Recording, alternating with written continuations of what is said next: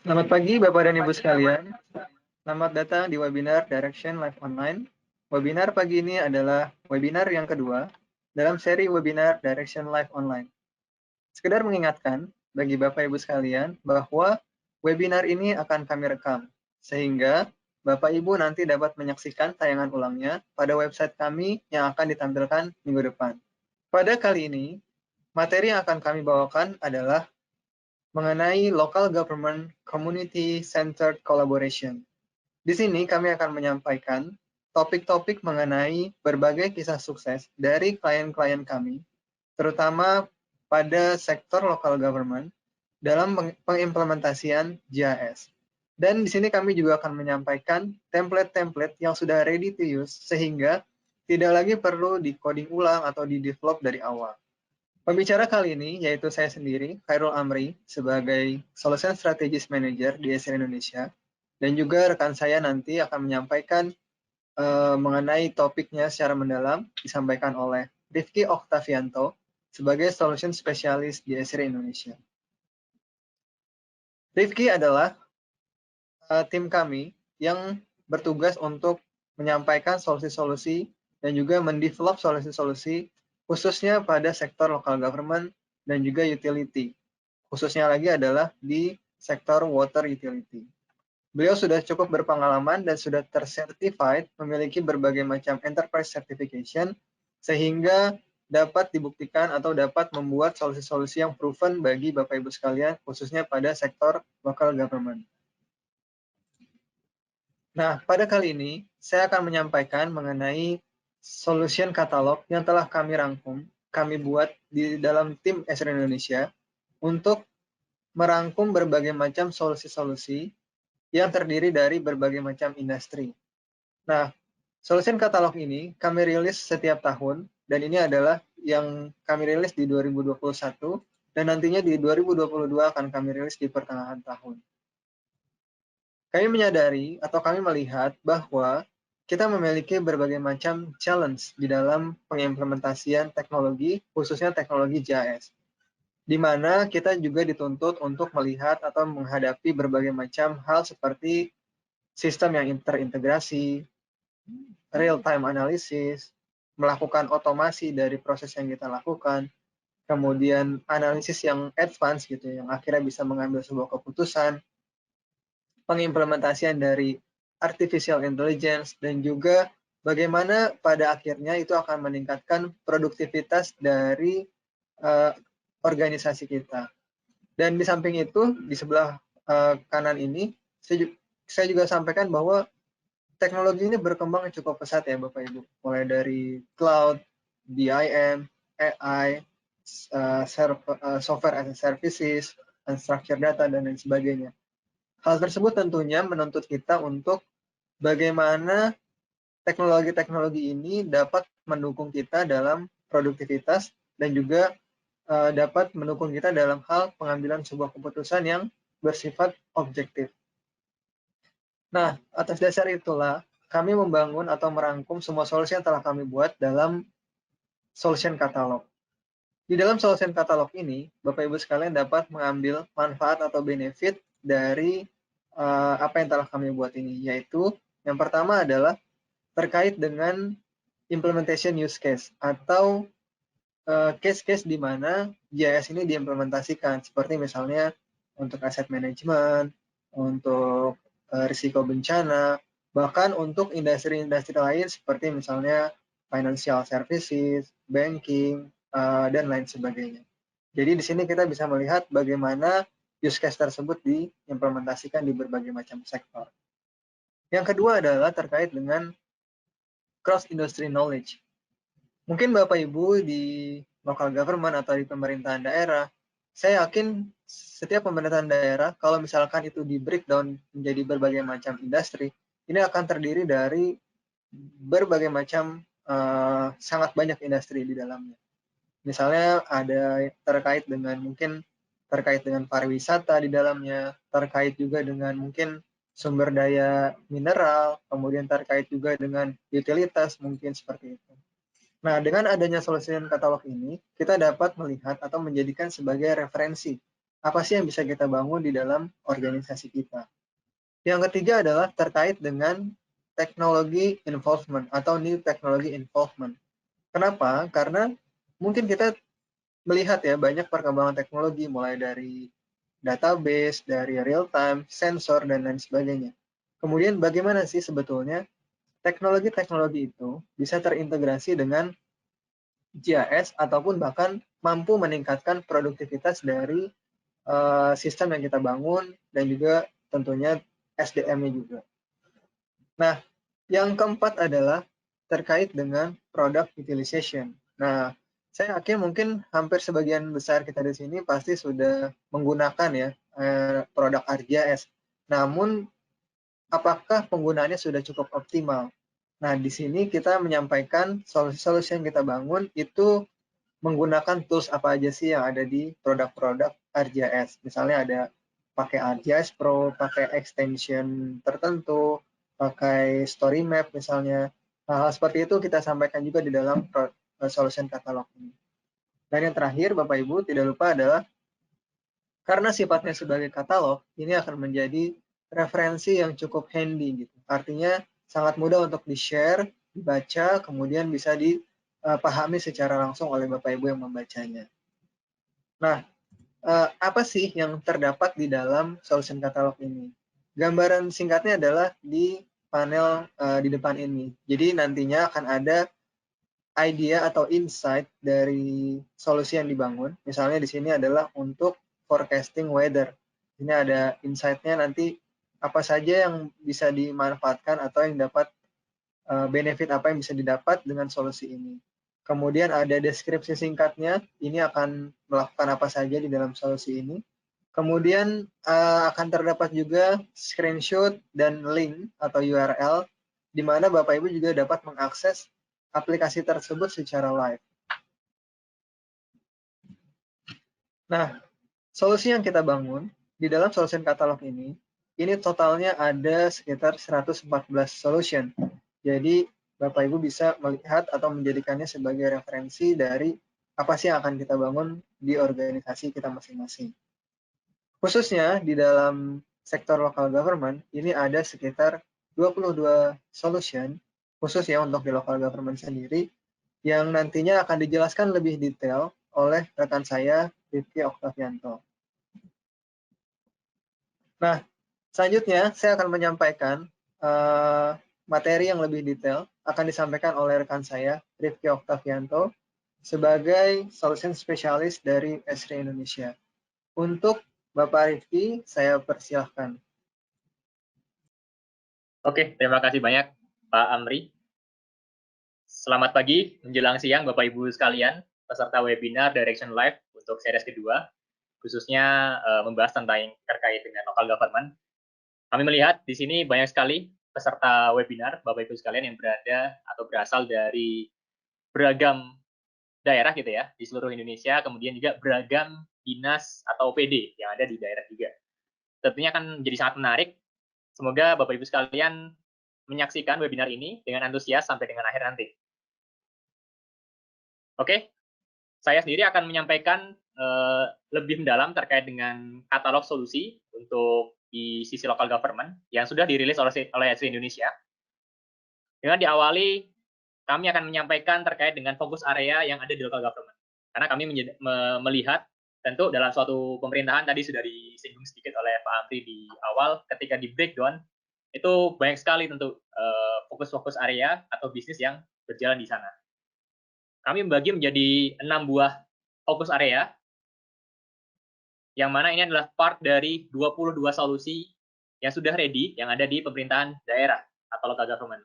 Kita membagi dari sisi infrastruktur, yaitu bagaimana nanti Bapak Ibu sekalian yang berada di dinas atau PD yang berkaitan dengan pembangunan di daerah masing-masing, kemudian sektor fokus ekonomi, dinas-dinas yang berkaitan dengan bagaimana bisa meningkatkan pendapatan si daerah, kemudian ekonomi sebagai fondasi ya untuk pembangunan di suatu daerah tertentu. Kemudian yang ketiga adalah terkait dengan lingkungan dan kesehatan publik. Tentunya akan berkaitan erat dengan bagaimana sustainability, kemudian juga kesehatan masyarakat itu sendiri yang ada di suatu wilayah.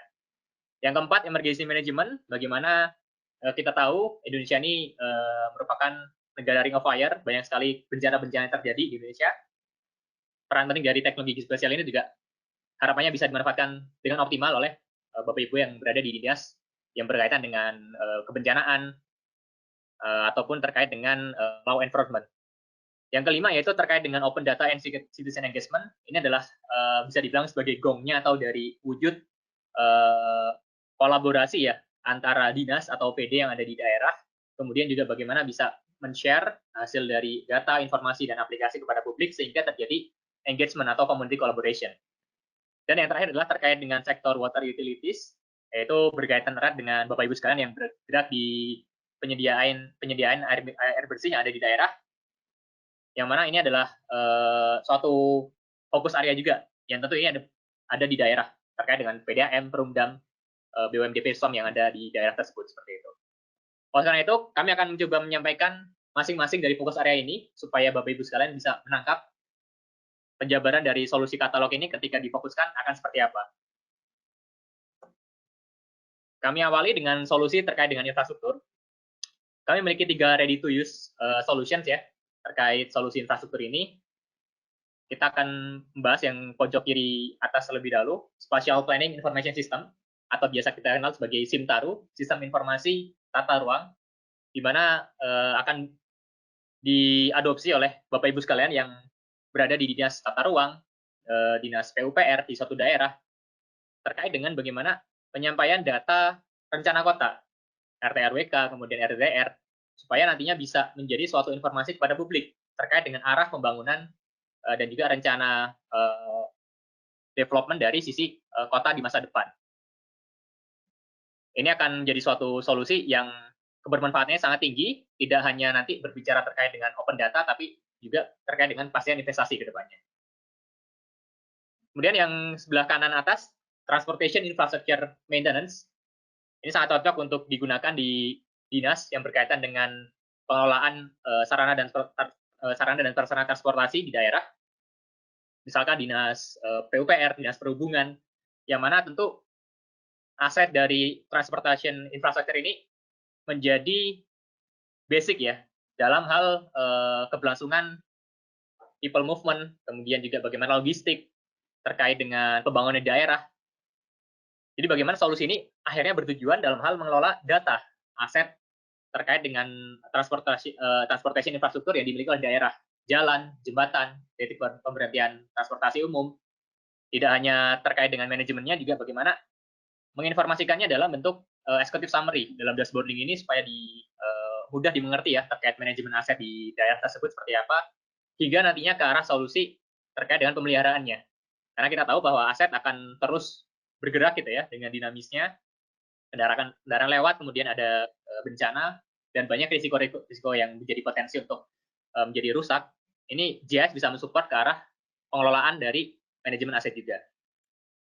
Dan yang ketiga yaitu terkait dengan suitability analysis and data management for potential residential area, yang mana solusi ini akan sangat cocok digunakan oleh Bapak Ibu sekalian yang berada di dinas permukiman khususnya, karena kita melihat bahwa perkembangan penduduk semakin meningkat dari tahun ke tahun untuk beberapa wilayah, kemudian juga akan kebutuhan tempat tinggal yang layak huni menjadi sangat penting.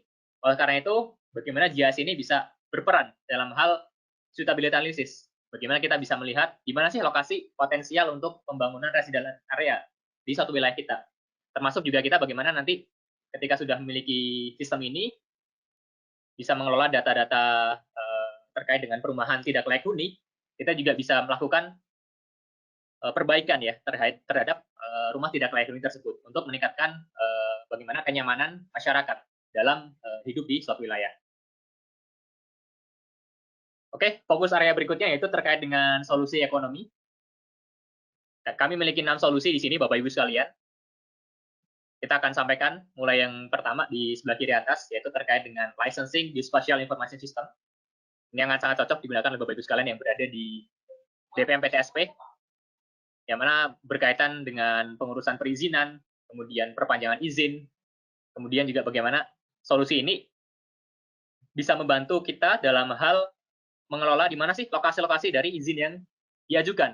Karena kalau kita hanya melihat secara daftar saja, tentu kita tidak bisa melihat bagaimana surrounding area atau keterkaitan asosiasi dengan informasi yang lain.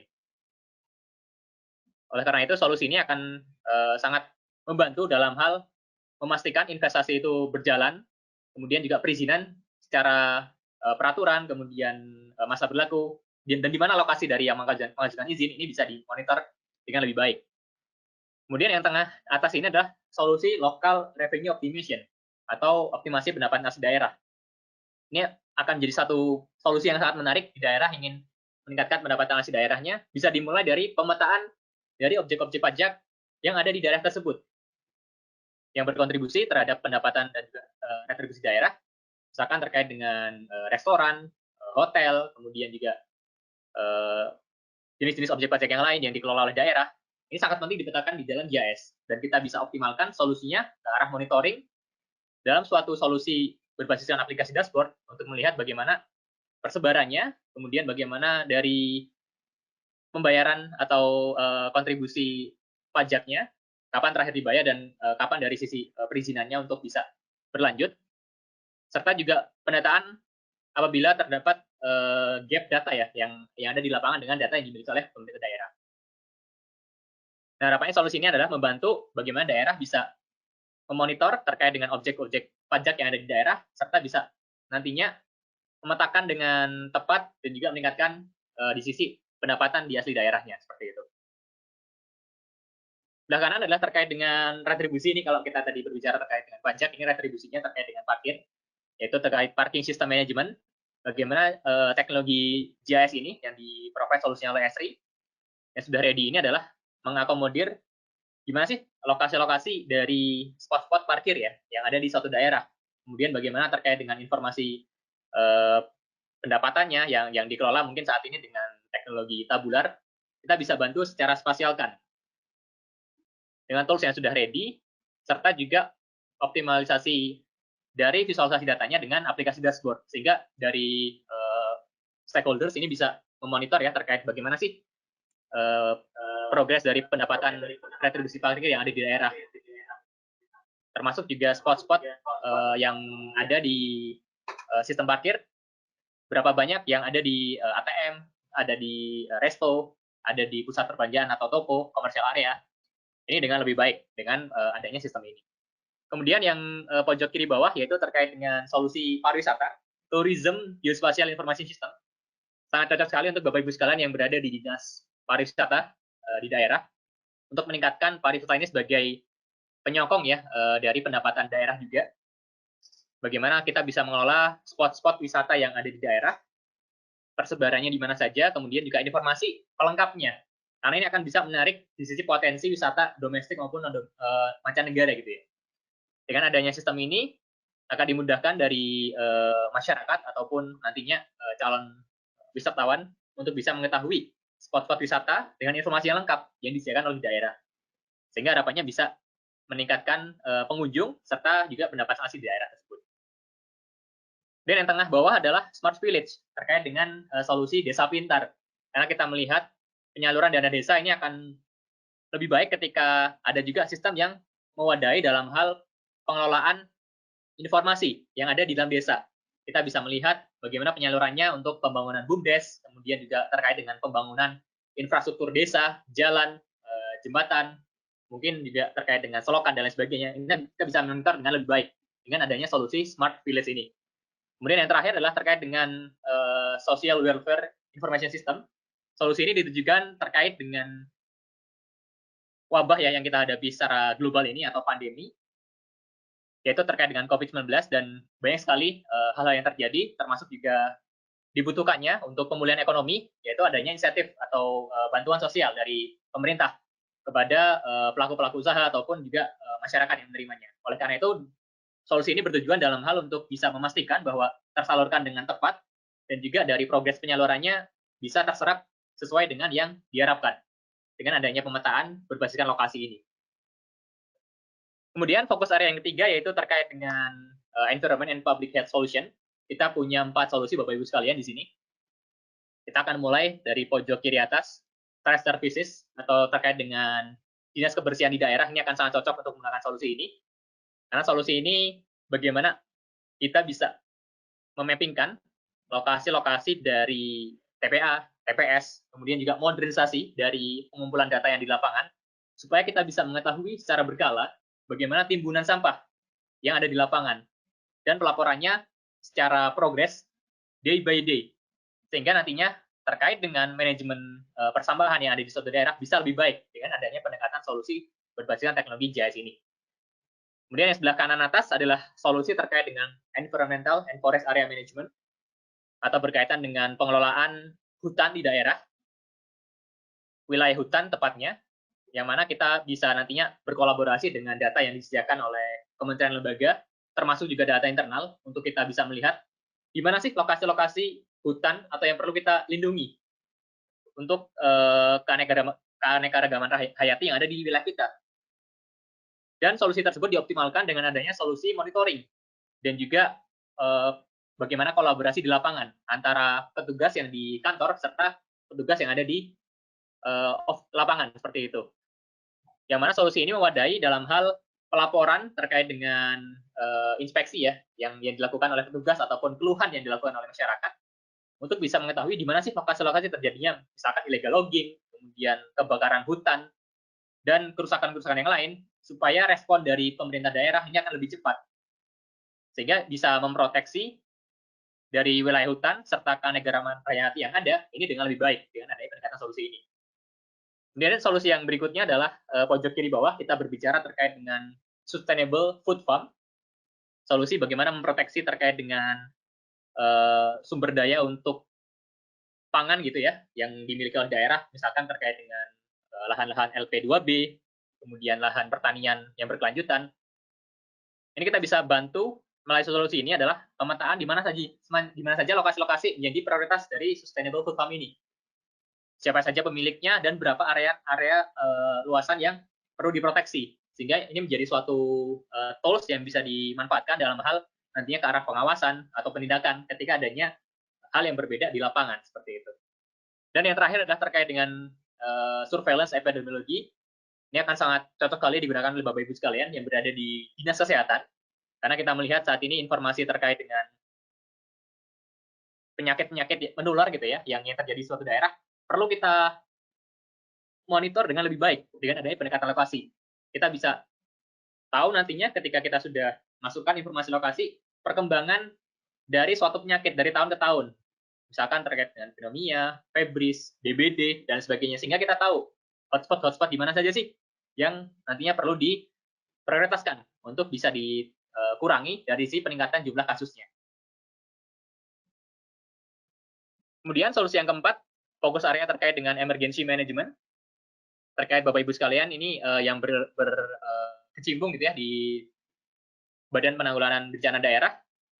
Pertama, ini bisa menggunakan solusi terkait dengan disaster response and mitigation, terkait bagaimana kita bisa menciptakan awareness ya dari sisi internal ataupun kepada publik terkait dengan ancaman bahaya atau bahkan ke risiko bencana yang ada di wilayah kita, termasuk juga dengan konektivitas data-data streaming yang disediakan oleh Esri terkait dengan kebakaran hutan atau hotspot. Kemudian kita bisa monitor itu dengan nantinya solusi mitigation. Ketika ada suatu bencana terkait dengan alokasi petugas, posko bantuan yang disalurkan, ini bisa terlaksanakan dengan baik dengan adanya solusi berbasiskan teknologi GIS ini. Dan yang berikutnya adalah terkait dengan crime report and analysis in pollution operational area. Ini ditujukan oleh Bapak Ibu sekalian yang bergerak di sektor kepolisian, baik itu di polisi resort ataupun polisi sektor gitu ya. Kita sudah memiliki ready to use solutions untuk modernisasi dari pendataan laporan kejahatan gitu ya, atau kriminal, atau bisa dikenal dengan LP gitu ya, yang awalnya mungkin belum menginformasikan lokasi dengan terintegrasi. Dengan solusi ini kita modernisasi supaya informasi lokasi kejadian suatu kriminalitas ini bisa termappingkan secara langsung, sehingga kita bisa nanti pantau juga di sisi aplikasi dashboard untuk mengetahui jumlah kasus, kemudian juga bagaimana dengan densitas yang ada di peta atau kita kenal sebagai hotspot, kita bisa tahu lokasi-lokasi rawan di mana saja sih, supaya kita bisa fokus untuk menerjunkan tim dalam hal mengurangi kejahatan atau kerawanan kriminalitas yang ada di sana. Nah, kemudian solusi yang kelima ini merupakan kami sampaikan tadi di awal ya, gongnya dari sisi solusi di pemerintah daerah, Open Data and Citizen Engagement, atau kita kenal juga sebagai geoportal local government.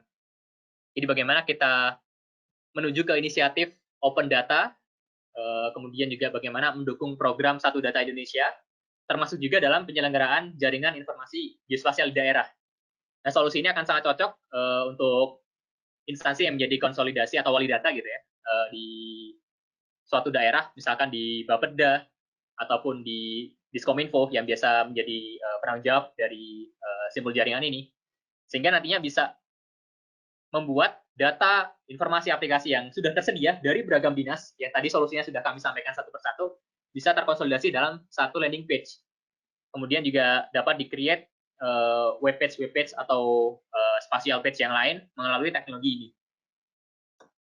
Berikut kami sampaikan juga terkait dengan use case yang sudah diimplementasikan untuk pemanfaatan teknologi yang sama yang kita gunakan dengan solusi di Geoportal, yaitu kita kenal sebagai ArcGIS Hub atau ArcGIS Enterprise Sites dari pemerintah Provinsi DKI Jakarta, bagaimana sudah mengkonsolidasikan data informasi serta aplikasi dari beragam OPD-OPD yang ada di dalamnya untuk bisa saling berkolaborasi dan publik lebih mudah dalam mengakses informasi yang ada.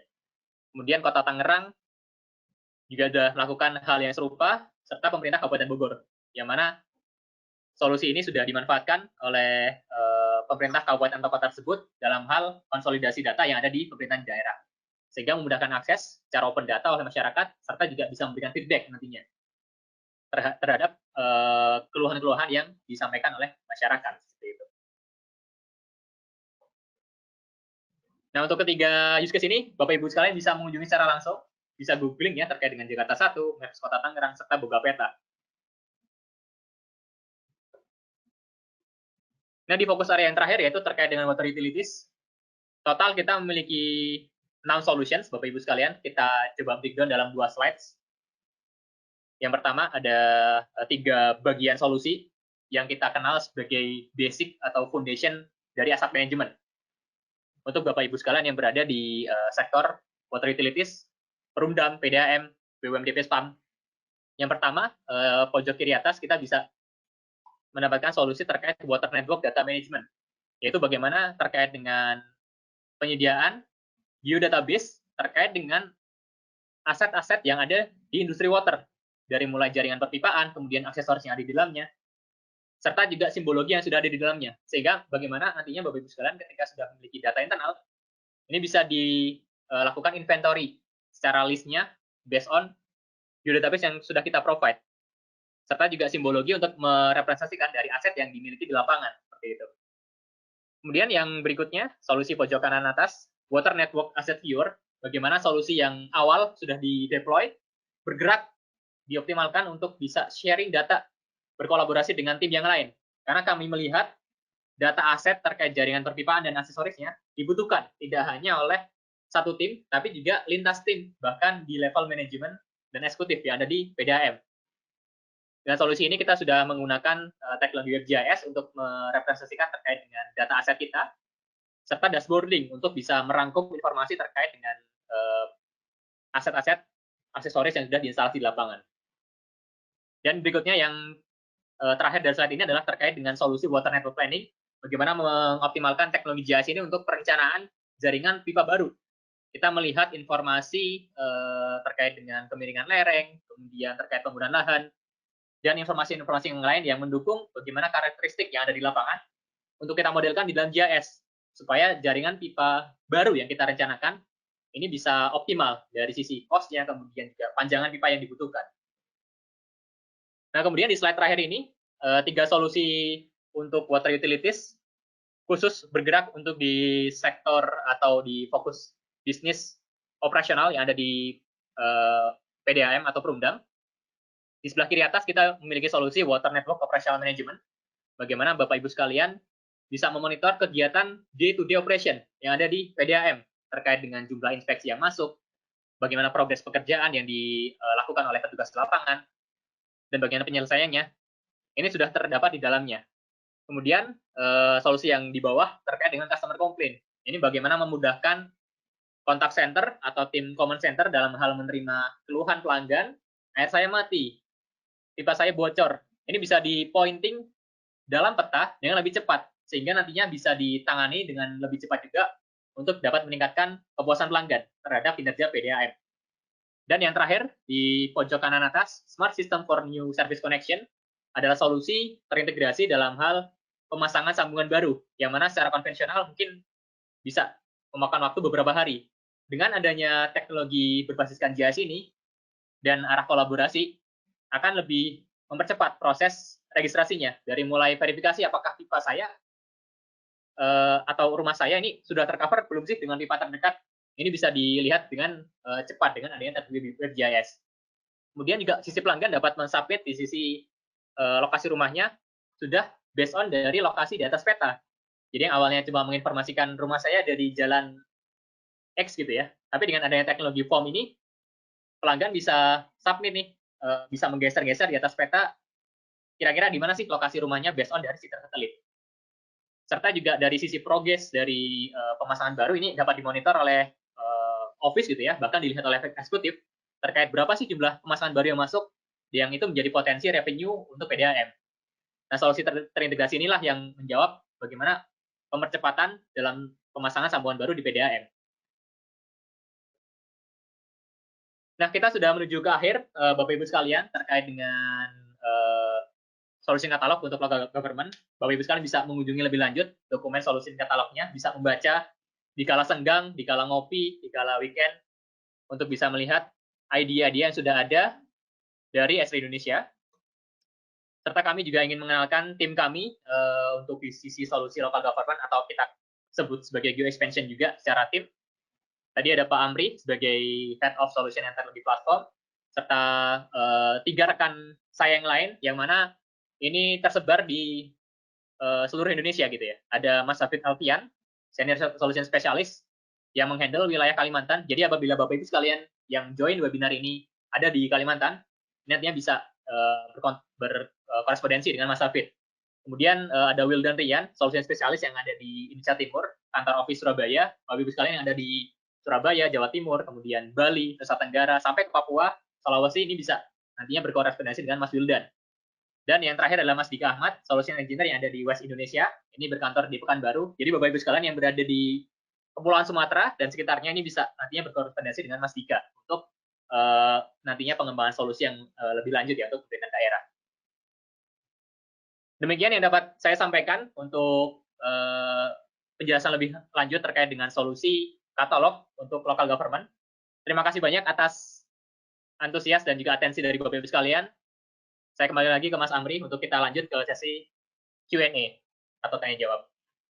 Oke, terima kasih Rifki atas paparan yang menarik. Tadi Bapak Ibu mulai dari infrastructure, economic, environment, kemudian ada juga terkait sama emergency management, open data, bahkan sampai ke water utilities. Nah, dari paparan-paparan tersebut tentunya Bapak Ibu masih penasaran gitu ya, ingin mengetahui lebih detail mengenai hal-hal yang Bapak Ibu ingin ketahui, silahkan menyampaikan pertanyaannya melalui kolom chat di panel sebelah kanan. Nanti tinggal sampaikan di sana melalui chat pertanyaannya apa yang ingin ditanyakan. Oke, mungkin kita udah ada beberapa pertanyaan di sini ya, Mas Rifki. Jadi pertanyaan pertama ini terkait dengan, ya mungkin kita tahu ya, di daerah itu mungkin infrastrukturnya tidak sebaik seperti di kota-kota besar gitu ya Mas Rifki. Nah, bagaimana nih secara infrastruktur, secara spesifikasi, apakah ini bisa diimplementasikan di daerah-daerah seperti itu Mas Rifki? Pertanyaannya. Baik, terima kasih banyak. Dengan Bapak atau Ibu siapa tadi, Pak Amri? Dari Ibu Lasmi. Oh, Ibu Lasmi. Baik. Ya. Terima kasih banyak Ibu Lasmi atas pertanyaannya. Terkait dengan infrastruktur, betul sekali kita ketahui, mungkin belum merata ya ada di Indonesia. Nah, jangan khawatir untuk solusi katalog yang sudah kami sampaikan, khususnya untuk local government, ini sudah sangat mendukung ya dengan adanya tadi keterbatasan infrastruktur. Kita juga punya suatu alternatif yang lain. kita mempunyai layanan kita kenal sebagai software as a service, yang mana secara infrastruktur mungkin minim ya atau terbatas di daerah, sehingga kita bisa gunakan dengan teknologi cloud yang kita sudah provide atau kita maintain dari Esri Incorporation. Sehingga dari sisi web portal yang ini membutuhkan infrastruktur tadi, server, IT, dan lain sebagainya, kita bisa wadahi dengan adanya software as a service. Dan secara solusi, apa yang sudah kita sampaikan tadi, semuanya bisa di-deploy di sisi software as a service juga. Tidak hanya terbatas di sisi on-premise atau diinstal di infrastruktur di lingkungan Bapak Ibu sekalian. Jadi jawabannya sangat bisa Pak Amri untuk keterbatasan tadi dengan adanya software as a service yang kita provide. Berarti ada di cloud ya, Mas Rifki? Betul sekali, ada di cloud. Pertanyaan selanjutnya ini dari Pak Broto ini mengenai tadi kan sebenarnya solusinya udah ready ya, Pak Rifki udah bisa langsung dipakai. Nah, bagaimana jika nanti sebenarnya kita di daerah itu butuh customisasi? Apakah masih bisa di custom solusinya atau memang sudah default seperti itu, tidak bisa dimodifikasi? Oke, baik. Terima kasih banyak Pak Broto, sangat menarik pertanyaannya terkait dengan customisasi ya.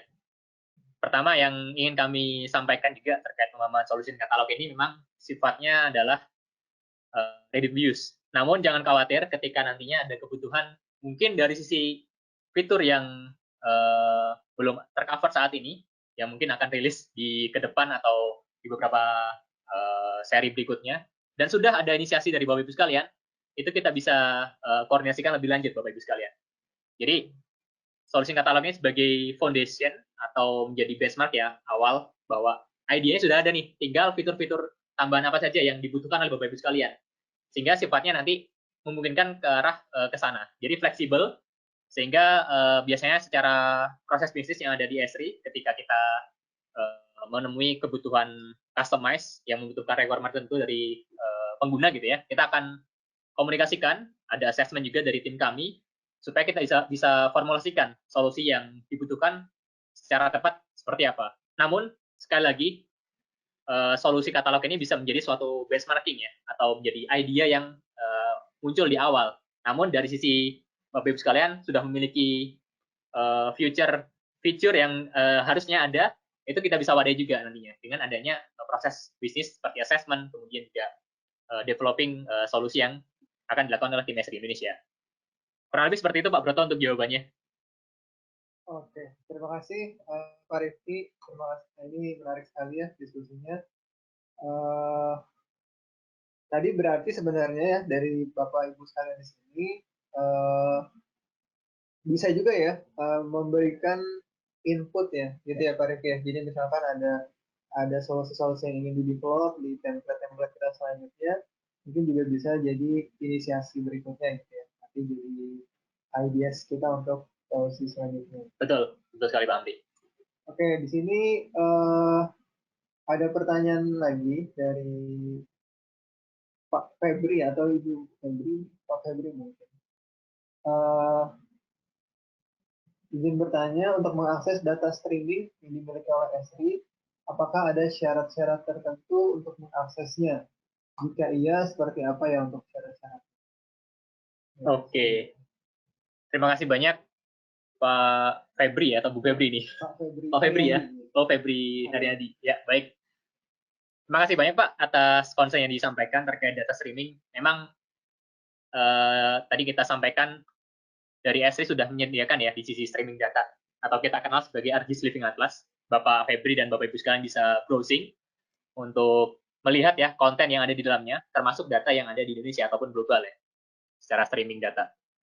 Nah untuk persyaratannya sendiri, di dalam Living Atlas ada beberapa kategori data yang bisa diakses, ada yang sifatnya terbuka, which mean apabila Bapak Ibu sekalian adalah pengguna existing Esri atau teknologi ArcGIS sudah memiliki experience platform di sisi enterprise ataupun online di web, ini bisa mengkonsumsi data yang ada di dalamnya untuk data yang tadi sifatnya sudah open access. Yang kedua adalah subscription. Nah, subscription ini adalah tipe yang Bapak Ibu sekalian membutuhkan subscription ke SaaS atau ArcGIS Online milik Esri. untuk bisa mendapatkan akses datanya. Yang ketiga adalah premium content, yang mana ini bisa menggunakan subscription juga yang pertama, serta juga penggunaan kredit untuk beberapa data yang sifatnya premium, seperti data terkait dengan sosioekonomik, terkait dengan household size, kemudian juga terkait dengan purchasing power yang ada di Living Atlas, itu bisa dilakukan dengan adanya tadi subscription dan juga kredit yang disediakan di sisi SaaS-nya atau AGS Online. Jadi ada 3 kategori atau 3 tingkatan kurang lebih tadi Pak Febri untuk bisa mengakses. Semuanya bersumber dari satu tempat yang kita sebut sebagai ArcGIS Living Atlas, itu adalah konten data yang sudah dikurasi oleh Esri, dengan adanya tadi beragam data yang memang sudah disediakan dengan 3 tingkatan. Ada yang open access, kemudian butuh subscription, dan yang sifatnya ketiga adalah premium content. Semoga menjawab Pak untuk concern terkait dengan akses data streaming yang disediakan oleh Esri. Ya, jadi dari Living Atlas ya sebenarnya bisa diakses secara langsung, dan kalau udah jadi member atau udah subscribe itu udah bisa langsung akses. Dan di sini masih ada banyak nih pertanyaannya, Pak Rifki. Nggak apa-apa ya, ditambah lagi ya. Silakan Pak, masih ada waktu sepertinya. Ada waktu kita nih. Jadi pertanyaan selanjutnya adalah dari Muhammad Asror. Di sini dia menanyakan mengenai untuk solusi ekonomi, dia sudah memetakan persaingan usaha UMKM. Dan untuk kustomisasi derajat persaingan di ArcGIS Online, apakah ada syarat-syarat tertentu untuk akses analytics-nya? Oke. Jadi mau custom ya buat derajat persaingan, mungkin gitu ya konteksnya. Jadi dia udah memetakan persaingan usaha, kemudian mungkin mau dibikin satu lagi analisisnya namanya derajat persaingan. Apakah ada syarat tertentu untuk akses analytics? Ya, baik. Makasih banyak Pak Asror tadi ya, Asror untuk pertanyaannya. Ini sudah cukup deep, nampaknya sudah pengguna juga, sudah berbicara ArcGIS Online, kemudian analytics yang ada di dalamnya, untuk pemetaan derajat tadi ya, derajat kompetisi dari persaingan ya, dari UMKM seperti itu, yang ada di daerah. Tentu kalau kita melihat secara proses di industrinya atau terkait knowledge di sisi derajat persaingan tadi, tentunya sudah ada terkait dengan keilmuan tentunya. Pertama berbicara keilmuan yang sudah ada di dalamnya. Tentu Pak Asror sudah saya rasa menguasai di sisi sana, tinggal menerjemahkan ke dalam toolsnya seperti apa. Namun dari sisi kami ingin mencoba memberikan penjelasan ya, karena sebagai vendor teknologi dengan adanya tadi domain knowledge yang sudah dimiliki Pak Asron, ini akan sangat membantu nih apabila kita disampaikan juga ke kami. Tapi yang kami pahami, tools di dalam ArcGIS Online khususnya, itu memang terdapat tools terkait dengan analisis jaringan, karena biasanya terkait dengan derajat persaingan, karena kan akan bisa melihat terkait dengan misalkan kanibalisasi, outlet, ataupun UMKM, kemudian service area, generation, yang sudah di dalamnya memang mungkin belum sepenuhnya bisa mengcover yang ada di sisi Pak Asror ya, yang dibutuhkan saat ini. Tapi yang dibutuhkan tadi secara basic seperti membuat mengenerate terkait dengan area layanan, misalkan jarak tempuh dari UMKM ke suatu lokasi berjarak 300 meter atau jarak tempuh berapa menit waktu, itu sudah bisa lakukan. Tinggal nanti mungkin dari situ berkembang ya untuk penggunaan tools yang lain, misalkan di ArcGIS Desktop ataupun ArcGIS Online itu sendiri dengan tool yang sudah ada di dalamnya. Namun kalau fitur yang sudah built-in di network analysis, nampaknya memang perlu kombinasi lebih lanjut untuk bisa menciptakan nilai ya dari atau indeks dari derajat persaingan seperti itu. Nah, fitur yang lebih lengkap itu ada di sisi desktop untuk analisis, atau di web juga ada. Mungkin Pak Asror pernah mendengar Business Analyst, itu produk dari ArcGIS juga, yang mana Bapak Ibu sekalian bisa menggunakannya sebagai tools untuk melakukan tadi enrichment data, kemudian analisis, yang mana di dalamnya memang terdapat beberapa tools yang ada domain knowledge-nya, misalkan Half Model, kemudian juga analisis yang lain yang ada di dalamnya, itu bisa digunakan. Sehingga saya rasa juga nantinya bisa menjadi suatu alternatif juga, selain tadi bisa menyampaikan ke kami apabila ada suatu tadi ya concern untuk domain knowledge yang sudah diketahui, kemudian tools yang dibutuhkan seperti apa kiranya, atau yang kedua tadi eksplorasi terkait dengan produk bisnis analis yang kami miliki. Di sana memang sudah terdapat beberapa ready to use tools yang memang ada domain knowledge-nya tadi ya, yang kami sampaikan untuk menyelesaikan permasalahan-permasalahan yang ada di sisi bisnis. Mungkin begitu Pak Asror untuk jawaban dari kami. Feel free untuk nanti kita bisa komunikasi lebih lanjut Pak, untuk bisa mendiskusikan lebih deep nih, menjadi solusi yang sangat menarik saya rasa untuk di daerah dalam hal perkembangan bisnis ya, khususnya untuk UMKM. Demikian Pak Amri untuk jawaban dari saya. Oke, terima kasih banyak Pak Rifki. Kita masih ada beberapa pertanyaan. Ya. Masih bisa lanjut atau satu pertanyaan lagi ya, Ya. mungkin ya. Jadi ini pertanyaannya dari Romel Sitohang. Apakah modul ini bisa kita gunakan untuk skala kawasan yang lebih kecil? Misalnya, dalam satu kawasan yang dikelola oleh developer, apakah perlu customize modul juga?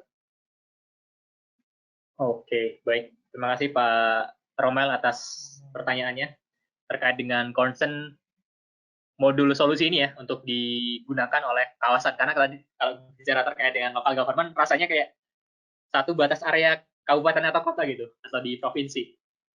Nah, gimana sih kalau misalkan berbicara terkait unit yang lebih kecil? Mungkin bukan unit administrasi secara ini ya, yang diakui, tapi ini adalah bagian dari mungkin kawasan gitu ya, kawasan, misalkan kawasan industri ataupun kawasan perumahan.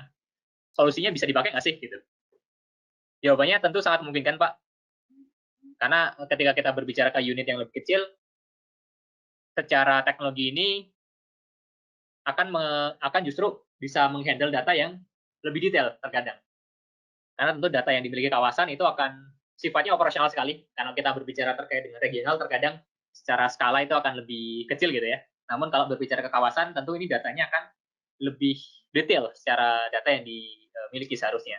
Dan itu sudah sangat seamless untuk bisa consume data tersebut untuk platform kami. Dan modul-modul tadi juga sangat possible untuk dimanfaatkan di sisi unit atau kawasan gitu ya.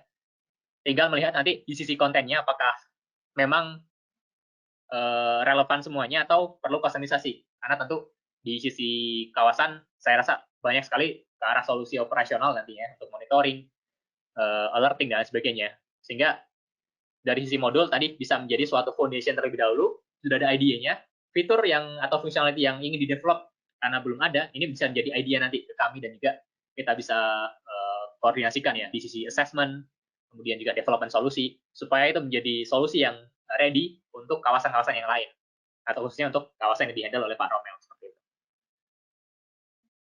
Mungkin demikian, Pak Romel. Semoga membantu jawaban dari kami.